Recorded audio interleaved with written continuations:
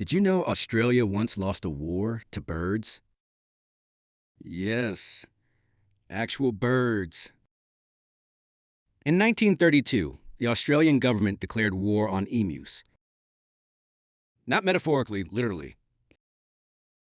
Thousands of emus were destroying wheat crops, so the military sent soldiers with machine guns to stop them. Seems easy, right? Wrong. The emus were fast. They split into smaller groups. They zigzagged like feathered Navy SEALs.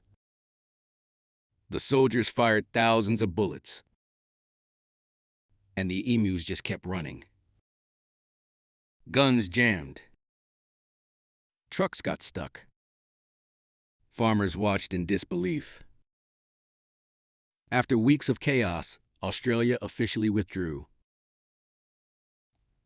The emus won. So remember, if you ever feel unqualified at your job, at least you didn't lose a war to oversized chickens. History is wild.